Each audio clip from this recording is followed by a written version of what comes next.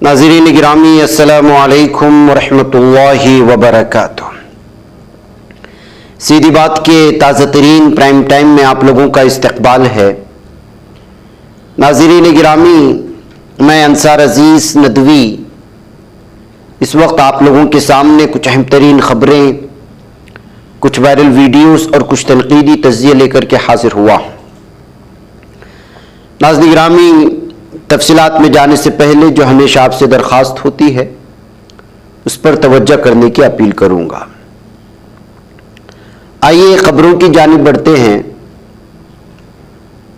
नफरत का माहौल कैसे बनाया गया भारत में और उसकी लगातार जो तस्वीरें जो भयानक और खौफनाक होती हैं वो आप लोगों के सामने हम रखने की कोशिश करते रहते हैं, लेकिन इसमें कमी नहीं आ रही है। अब देखिए, महाराष्ट्र की इस वीडियो को देखकर के आप अंदाजा लगा सकते हैं जो पुणे के डाउंड नामी इलाके में पेश आया। इस वीडियो के हवाले से बताया जा रहा है कि कुछ हफ्ते पहले की है, जो इस वक्त जाकर के वायरल हो रही है। इसमें एक मुस्लिम नौजवान सिर्फ और सिर्फ सोशल मीडिया में एक स्टेटस लगाया था कि India is a Muslim nation, कि इंडिया भारत मुसलमानों का देश है। ये पढ़ने के बाद ये गुंडे, ये दरिंदे, ये दहशतगर्द जो हिंदुत्ववादी हैं वो भड़क गए, उस नौजवान का पीछा किया और उसको इस कदर मारा गया कि जो है जिसकी कोई इंतहा नहीं। इस भेड़ियों की भीड़ ने पूरी तरह से जो इस पर हमला करके जख्मी कर दिया। अब ना इसमें किसी तरह के केस दर्ज होने की और नौजवानों के खिलाफ कार्रवाई होने की कोई खबर नहीं आ रही है।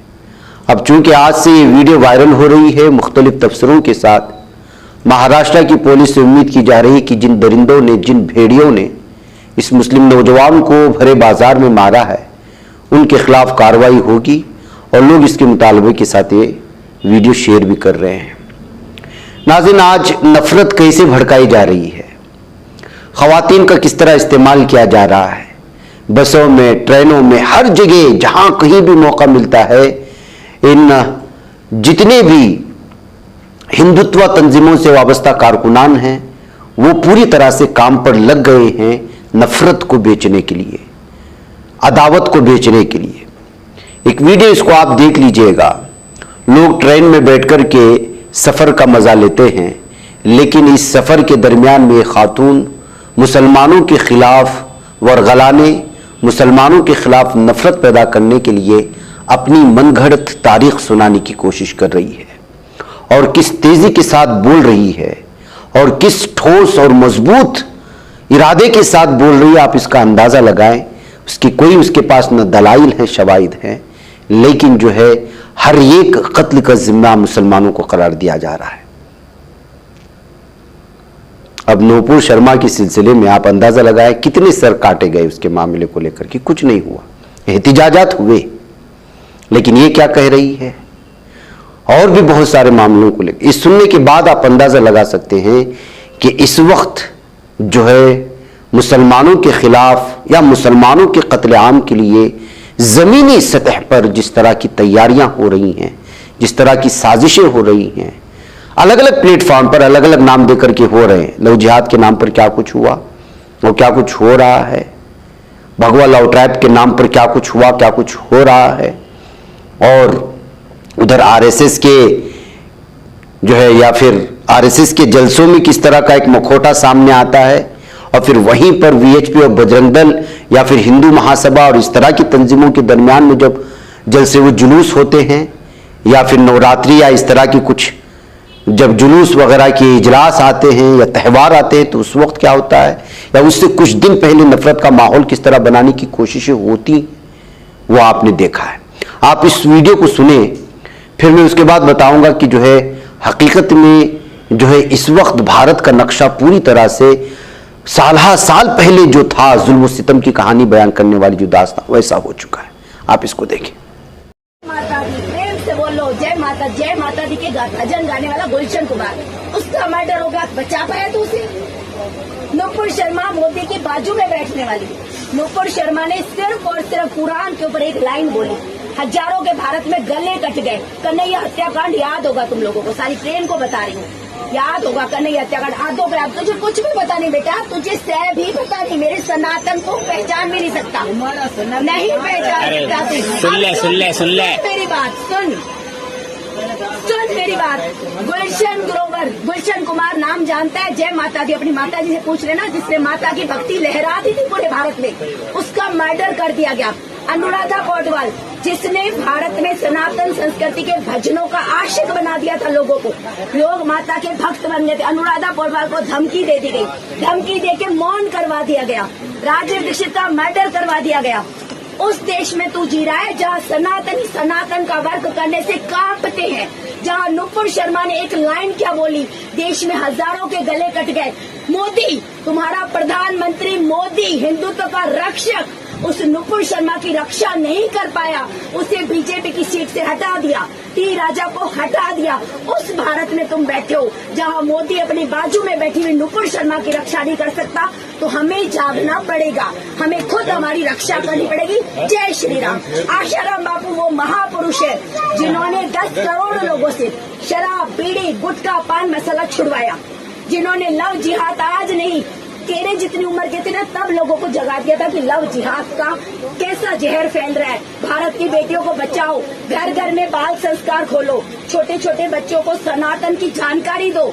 हमारे सनातन से दूर हो गए, वैलेंटाइन डे मनाने लग गए लोग। क्यों? भारत की संस्कृति है वैलेंटाइन डे। क्रिसमस ट्री की पूजा करते हो, क्यों? तुलसी माता कहाँ चली गई? कहाँ चली गई तुलसी माता जो तुम्हें क्रिसमस ट्री की पूजा की जरूरत पड़ गई? कहाँ चली गई तुम्हारी माँ जिसकी तुम पूजा छोड़ के? मातृ देवो भव, पितृ देवो भव की भूमि है, वहाँ तुम वैलेंटाइन डे मनाने लगे, गर्लफ्रेंड को गिफ्ट दे दी। कब याद आई तुम्हें कि माँ को गिफ्ट दो? तू मना नहीं, वैलेंटाइन डे मनाता था तो तुम बोले अब मना रहे हैं। कब, कितनी उम्र का है? अभी सीखा होगा ना तू। अभी सनातन का कार्य करने के लिए धरती पे आ, 4 साल काम कर, जेल में बैठा होगा तू भी। यहाँ सनातन का काम करना बड़ा कठिन हो चुका है। जिन्होंने भी किया ना, उनके साथ आरोप और तू प्रचार। जय श्री राम। अब तुम बोलते। नाज़रीन गिरामी, नफरत का एक तरफ ये माहौल है मुसलमानों के खिलाफ, दूसरी जानिब दलित कबाइली आदिवासियों के खिलाफ किस तरह का माहौल बनाया गया ये आप जानते हैं।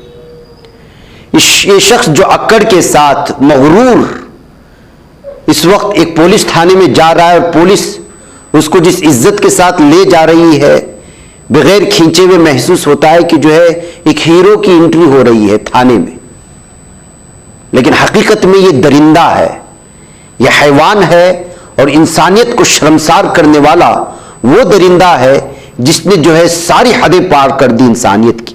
हम वो वीडियो आपको दिखा नहीं सकते, लेकिन वो वीडियो आप लोगों के सामने आ चुकी होगी कि किस तरह एक आदिवासी जो इसके पास काम करता है, उसने जब इससे उसका अपना मुआवजा पूछा जो कई हफ्तों से रोके हुए था, तो वो शख्स उसको उसका मुआवजा देने के बजाय उसके जिस्म पर पेशाब कर देता है।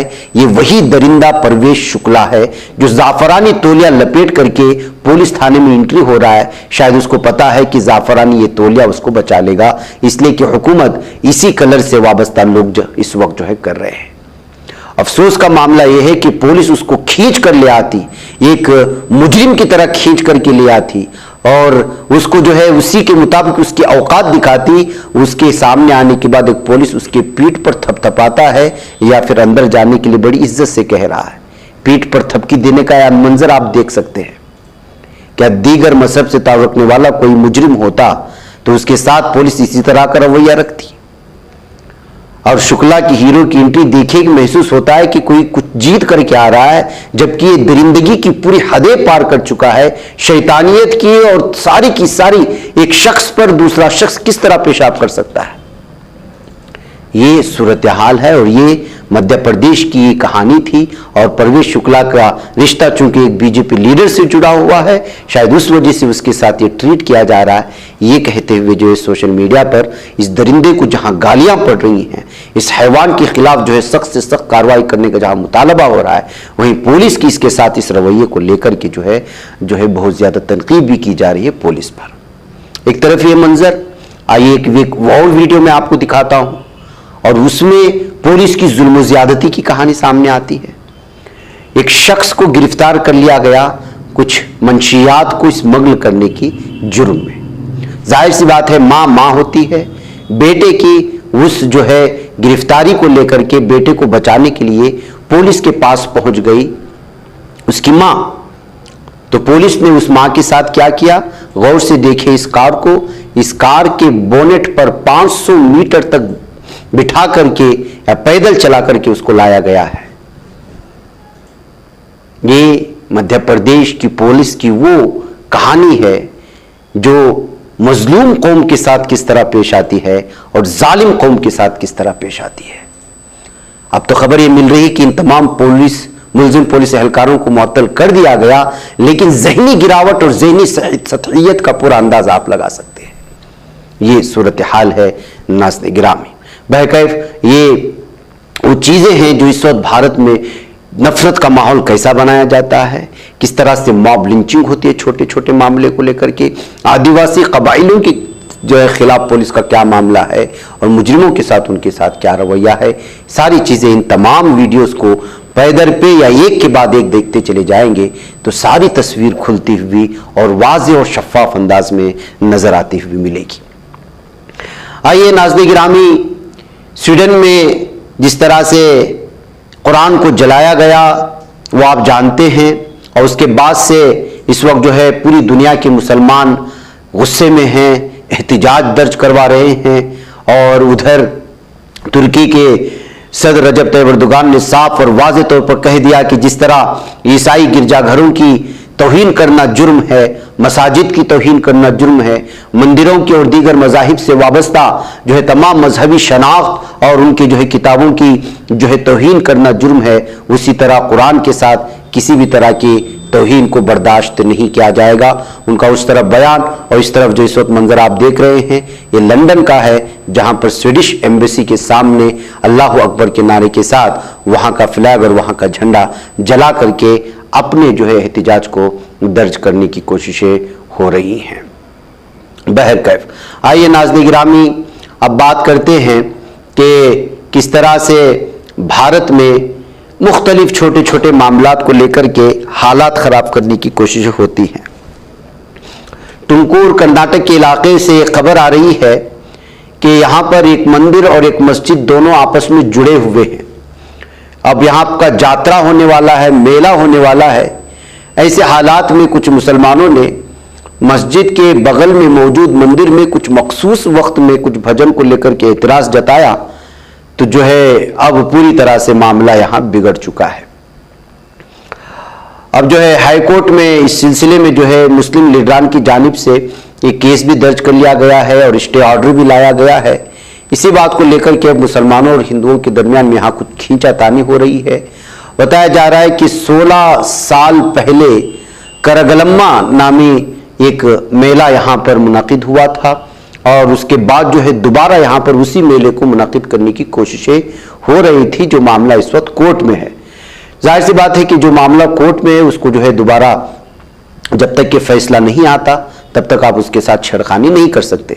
लेकिन यहाँ की कौम जो है दोबारा उस मेले को मुनाकिद करने के लिए हिंदू कौम जो है, हिंदू बरादरी से ताल्लुक़ रखने वाले वो बज़िद हैं और इस बात को लेकर के जो है मुसलमान भी नाराज़ हो गए कि जो मामला जब जो है कोर्ट में चल रहा है तो फिर क्यों इस तरह हो सकता है।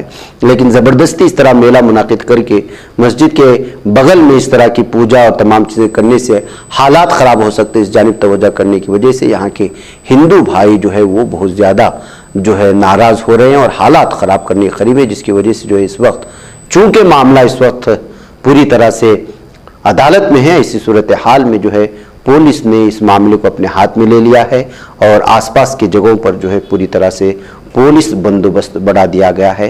ये खबर इस वक्त जो है तुमकुर से आ रही है। वहीं नाज़रीन गिरामी, शिंदे की दिमागी हालत ठीक नहीं है। फडणवीस को बंगले में मौजूद हथियारों को फौरी तौर पर जब्त करना चाहिए, ये कहते हुए एक मरतबा फिर जो है सामना जो कि शिवसेना का एक तर्जुमान है अखबार, उसमें जो है तंज करने की कोशिशें हुई हैं, मजाक उड़ाने की कोशिश हुई है। महाराष्ट्र में सियासी हलचल के दरमियान में शिवसेना ने एक बार फिर अपने तर्जुमान सामना के जरिए बीजेपी को निशाना बनाया और इदारे में लिखा कि महाराष्ट्र में बीजेपी ने जो कुछ किया उसकी वजह से पूरा मुल्क उस पर थूक रहा है। अब सिर्फ मेहुल चोकसी, नीरव मोदी, विजय माल्या को अपने पार्टी में शामिल करके उन्हें ओहदे दिए जाने बाकी हैं। इन तीनों में से एक को पार्टी का कौमी खजांची, दूसरे को नीति आयोग और तीसरे को मुल्क के रिजर्व बैंक का गवर्नर मुकर्रर किया जाना चाहिए, क्योंकि करप्शन, लूटमार, बदअखलाकी अब इनके लिए कोई इशू नहीं रहा। सामने में लिखा गया कि देवेंद्र फडणवीस बार बार कह रहे थे कि अजीत पवार को आबपाशी घोटाले की वजह से जेल जाना पड़ेगा, लेकिन वही अजीत पवार ने फडणवीस की मौजूदगी में नायब वजीर आला के ओहदे का हलफ लिया और यही चक्की पी सिंह फडणवीस के सागर बंगले में बैठकर अपने धड़े को कलमदान तकसीम कर रहे थे। यह हैरान कुन बात है। शिवसेना के तर्जुमान सामना के इदारे में शिंदे पर भी तंज किया गया। उसमें लिखा है, महकमों की तकसीम की बहस वजीर आला के वर्षा बंगले में होनी चाहिए थी, लेकिन अजित पवार और उनका ग्रुप सागर तक पहुंच गया, उसे सरप्राइज ही कहा जाएगा।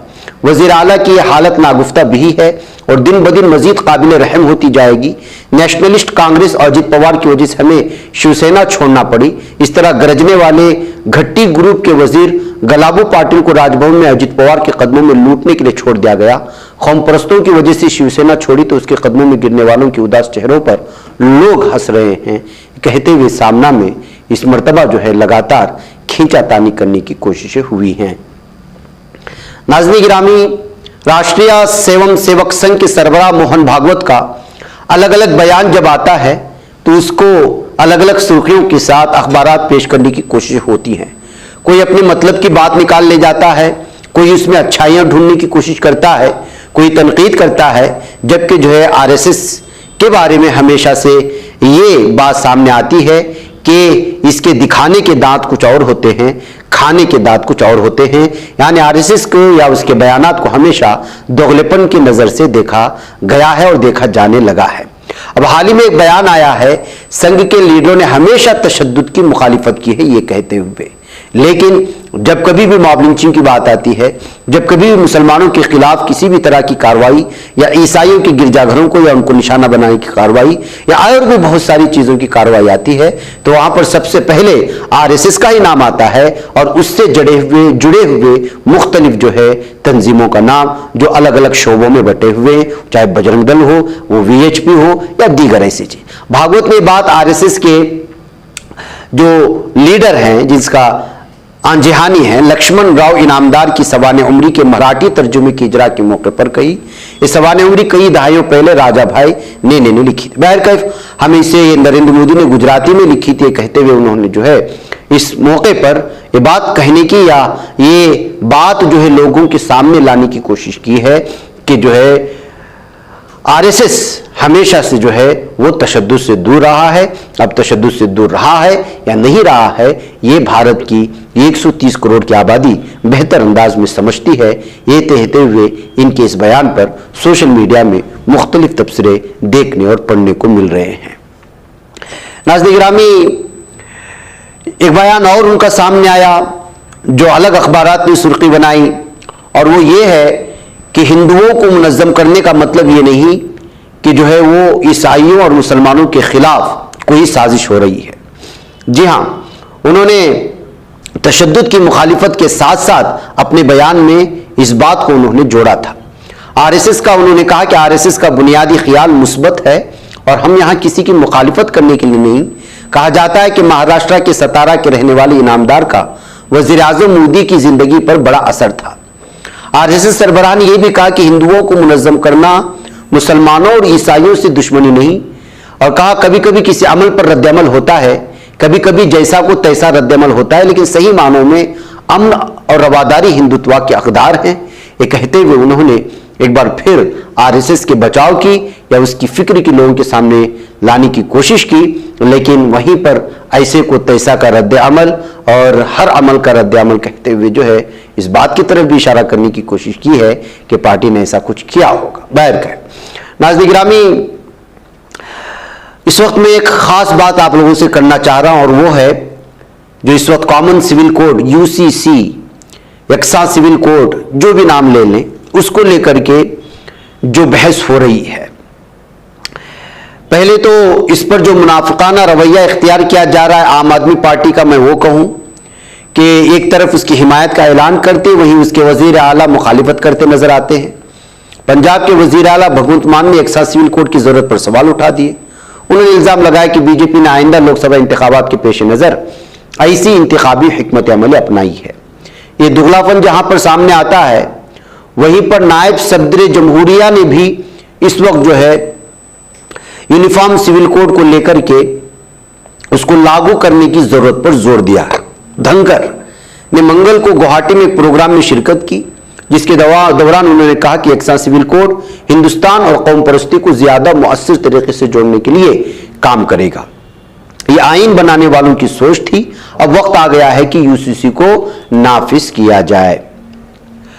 दूसरी जानिब नाज़रीन गिरामी, हमें कुछ बुनियादी चीजें समझने की जरूरत है। बिलखुसूस इस वक्त देखा जा रहा है कि इस मामले में ज्यादातर टीवी डिबेट में जब कभी भी एक्सा सिविल कोड का मामला या डिबेट आता है या डिबेट हुआ है मुख्तलिफ मौज़ूआत पर, तो मुसलमानों को दावत दी जाती है।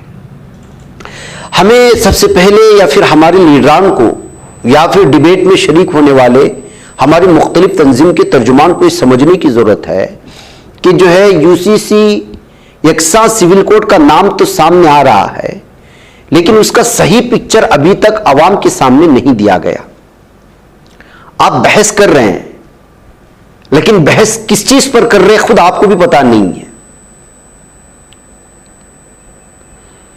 इसलिए साजिश खुल करके वाज़ेह तौर पर सामने आती है कि इस वक्त बीजेपी के पास पहले जो उसके पास मौज़ूआत थे हिंदुओं को या हिंदू वोट्स को इकट्ठा करने के लिए, बाबरी मस्जिद और राम मंदिर वो तो हो चुका है, लव जिहाद का भूत वो पूरी तरह खत्म हो चुका है, और भी जो मुख्तलिफ तरह के उनके पास थे वो मौज़ूआत पूरी तरह से इस वक्त जो है खत्म हो चुके हैं, मरने के कगार पर आ चुके हैं।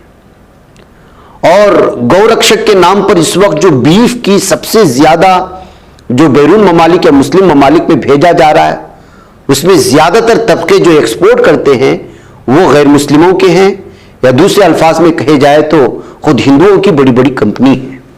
इससे भी जो है बीजेपी का एक चेहरा निकल करके सामने आता है कि मुसलमानों के सामने उनका, हिंदुस्तानी मुसलमानों के सामने उनका क्या चेहरा है और दीगर ममालिक के मुसलमानों के सामने वो किस तरह से अपने आप को पेश करते हैं।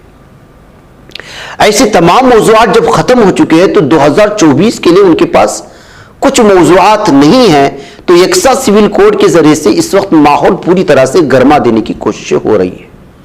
जाहिर सी बात है कि इस डिबेट में किसी ईसाई पादरी को शुमार नहीं किया जा रहा, किसी सिख के गुरु को शुमार नहीं किया जा रहा, किसी जैन मजहब से वाबस्ता किसी शख्स को नहीं लाया जा रहा, किसी कबायली शख्स के लीडर को नहीं लाया जा रहा, किसी आदिवासी के जो है तर्जुमान को नहीं लाया जा रहा।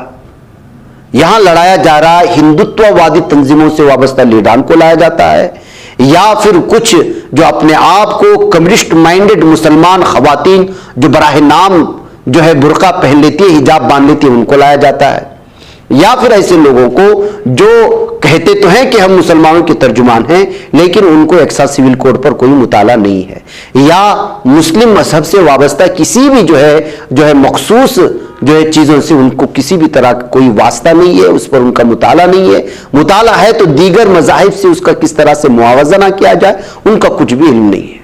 तो इन लोगों को लाकर के इस वक्त पूरे भारत में तमाशा खड़ा किया जा रहा है, और एक तरफ मुसलमानों को और दूसरी तरफ हिंदुओं को रख करके एक्सा सिविल कोड को पेश करने की कोशिशें हो रही हैं।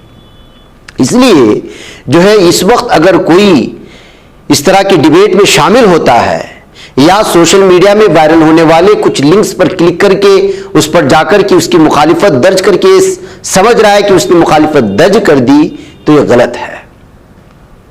इसलिए कि इस वक्त सिर्फ एक्सा सिविल कोड का जो मामला जो भूत निकल कर के सामने आया है, इसको किस मौजू पर बहस होगी वो किसी को नहीं मालूम। मिसाल के तौर पर मैं आपको समझा दूं कि हिंदुओं में वरासत का मामला अलग है, मुसलमानों में अलग है, ईसाइयों में अलग है, आदिवासियों का मुमकिन अलग हो सकता है, ईसाइयों का मुमकिन अलग हो सकता है। तो जाहिर सी बात है कि जब वरासत का मामला आएगा तो क्या मुसलमानों की तरह से हिंदुओं को वरासत दी जाएगी, मुसलमानों की तरह से जो है कबाइलियों को वरासत दी जाएगी, या गोवा के पुर्तगीज का जो मामला उनका कवानीन अलग है? आखिर किस तरह से आप एक साथ सिविल कोड लाए जाएंगे, कौन सा शोबा होगा, क्या सिर्फ विरासत का मखसूस होगा या सिर्फ शादी ब्याह का मखसूस होगा या सिर्फ जराइम से वाबस्ता एक साथ सिविल कोड होगा। कितने शोबेजात हैं जिंदगी में जो हर मुसलमान, हिंदू, सिख, ईसाई की जिम्मे आते हैं, हर एक का अलग अलग मौजू है। अब निकाह का मामला सामने आ जाता है तो क्या कबूल है कह करके जो है निकाह पढ़वाया जाएगा या फिर मुसलमानों से कहा जाएगा कि आप साथ फेरे लेकर के निकाह करें। आपके पास है क्या जिस मौजू पर आप गुफ्तगू करेंगे। पास मौजुआत को ताद्दुद अज़वाज, ताद्दुद इज़्दिवाज ही मसला नहीं है, 3 तलाक ही मसला नहीं है। ऐसे बहुत सारी चीजें हैं जिस पर जो है हुकूमत को सफाई देनी होगी, उनको पूरा पिक्चर तैयार करना होगा। उनको पिक्चर आदिवासियों के सामने भी रखना है, उनको पिक्चर जो है जैन मजहब के सामने भी रखना है, उनको पिक्चर ईसाइयों के सामने भी रखना है, उनको पिक्चर बौद्ध मजहब के सामने भी रखना है, उनको पिक्चर आदिवासियों के सामने भी रखना है, उनको पिक्चर SC ST तबके की वो मुख्तलिफ समाज जो अपने आप को हिंदू नहीं समझते, उनके अपने अलग ही तर्ज जिंदगी है, उनके सामने रखना होगा। उनका वो तर्ज जो है कर्नाटक में लिंगायत तबके के पास अलग से रखना होगा। यहां पर खुद जो है कर्नाटक में लिंगायत तबके के साथ साथ गौड़ास की अलग जो है उनका लाइफस्टाइल अलग है। इसी तरह आप उधर जाएंगे जहां पर जिसको इस वक्त मड़केरी कहा जाता है, मड़केरी जिले का उधर का उनका रहना सहना, खाना पीना, शादी, हर कुछ अलग अलग है। उनके सामने भी उनको तमाम चीजें रखनी होगी। जब ये सारा का सारा खाका पेश हो जाएगा तब ये तमाम लोगों को किस तरह जोड़ेंगे ये कानून के साथ एक साथ सिविल कोड में, तब वो बहस जारी होगी। अगर आप समझ रहे हैं कि सिर्फ हमारी मुखालिफत में है और इसकी वजह से बढ़ चढ़ करके आप डिबेट में शामिल होकर के अपने आप को जो है बहुत ही चालाक समझ रहे हैं, तो इस वक्त फिलहाल आप दुनिया के सबसे बड़े बेवकूफ हैं। इस वजह से कि मामला सिर्फ मुसलमानों से वाबस्ता नहीं है, ये भारत है और भारत में सैकड़ों समाज रहते हैं जिनकी तर्ज जिंदगी अलग है, जिनका खान पीन अलग है, जिनका जो है उठना बैठना अलग है, जिनका जो है शादी ब्याह का तरीका अलग है, जिनकी विरासत की तकसीम का अलग है। बल्कि बहुत सारी जगहों पर अगर औलाद नहीं हो रही है तो वो दूसरी शादी कर सकता है। आप गोवा का उठा करके कानून पढ़ लीजिए, वहां के लोगों का अलग तर्ज जिंदगी है, वहां के लोगों के इज़्दिवाजी जिंदगी के अलग अलग मसाइल हैं। इन तमाम चीजों को जो है हुकूमत भी देख रही होगी और जिसके लिए कमेटी बनाई गई है उन लोगों ने भी पढ़ रहा होगा। इसी वजह से तो इतने सालों तक उसकी मुखालिफत हुई और ये बिल पास नहीं हुई। तो आप क्यों बढ़ चढ़ करके उसमें हिस्सा लेकर के आप बैल मुझे मार की मिसाल बन रहे हैं। इसलिए जो है आप लोग थोड़ा सा बचे रहें। दीगर अक़वाम हैं उनको लड़ने दें हुकूमत के साथ, जब आपकी जरूरत पड़ेगी आप तब चले जाएं। लेकिन आप जो है हड़बड़ाहट में और पूरी तरह से जल्दबाजी में जो है जो घास फेंक रही है जिस भैंस के लिए, वो जो है भैंस घास खा रही है और इसका फायदा जो है भैंस चराने वाले को मिल रहा है। इसका मतलब आप समझ रहे होंगे। मुझे इजाजत दें। अस्सलाम वालेकुम रहमतुल्लाहि व बरकातहू। ये बच पाता है कोई सहाफ़ी की निगाहों से, मिलाता है ये लोगों को मोहब्बत की पनाहों से। करम और दर्द मंदी का है एक संसार सीधी बात। अज़ीमत जुर्अतो हिम्मत का है इज़हार सीधी बात। अज़ीमत जुर्अतो हिम्मत का है इज़हार सीधी बात। ये चैनल हक निगर बनकर कुचल देता है फितनों को।